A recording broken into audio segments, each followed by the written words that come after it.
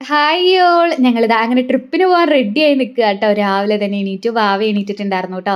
അവൻ ഈ സമയത്ത് എണീക്കാറില്ല. എന്തോ ആൾ എണീറ്റു. ദാ എല്ലാ കിടുപിടികളൊക്കെ പറക്കി എടുത്ത് ദാ താഴെ എത്തിയിട്ടുണ്ട്. കുറച്ചധികം സാധനങ്ങൾ നമുക്ക് കൊണ്ടുപോകാനുണ്ട് കേട്ടോ. വൺ ഡേ ട്രിപ്പ് ആണെങ്കിൽ കൂടി നമുക്ക് ക്യാമ്പിങ്ങും കാര്യങ്ങളൊക്കെ ഉള്ളതുകൊണ്ട് അതിനുള്ള കുറച്ച് ഐറ്റംസും പിന്നെ വാവയ്ക്കുള്ള കളിക്കാനുള്ള കുറച്ച് സാധനങ്ങളും അവനെ അടക്കിയിരുത്താൻ ഇതൊക്കെ വേണമല്ലോ. അപ്പോൾ ദാ ഞങ്ങൾ വെയിറ്റിംഗ് ആയിരുന്നു. ദാ ജസീലും മിഥുനും എത്തിയിട്ടുണ്ട്. ഇനി ദാ ഇപ്പം തുടങ്ങി നമ്മുടെ യാത്ര തുടങ്ങുകയാണ്.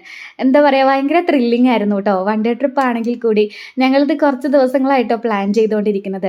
നമ്മൾ പോവാനൊക്കെ പ്ലാൻ ചെയ്തെങ്കിലും എവിടേക്ക് പോകണം അതൊക്കെ ഒരു കൺഫ്യൂഷൻ ആയിരുന്നു കേട്ടോ. അപ്പോൾ എന്തായാലും പോണ വഴിക്ക് അങ്ങനെ അങ്ങ് തീരുമാനിച്ച് പോവാമെന്ന് കരുതി. ക്യാമ്പിങ്ങിനുള്ള എന്താ പറയുക ലൊക്കേഷനൊക്കെ നേരത്തെ നോക്കി വെച്ചിട്ടുണ്ട്. മിഥുനൊക്കെ നേരത്തെ പോയിട്ടുണ്ട് കേട്ടോ. അപ്പോൾ അങ്ങനെ ഒരു ലൊക്കേഷൻ നമുക്ക് നേരത്തെ മനസ്സിലുണ്ട്.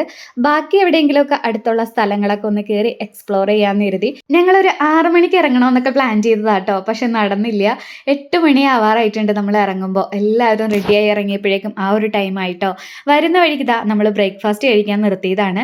അപ്പോൾ ബ്രേക്ക്ഫാസ്റ്റ് കഴിച്ചിട്ട് നമുക്കങ്ങ് സ്റ്റാർട്ട് ചെയ്യാമെന്ന് കരുതിയിട്ടോ. നമ്മുടെ നാട്ടിൽ കിട്ടുന്ന പോലെ തന്നെ നമ്മുടെ എന്താ പറയുക രാവിലെ ഇഡ്ഡലി ദോശ അങ്ങനെയുള്ള ഐറ്റംസ് ആണല്ലോ നമുക്ക് കഴിച്ച് ശീലം.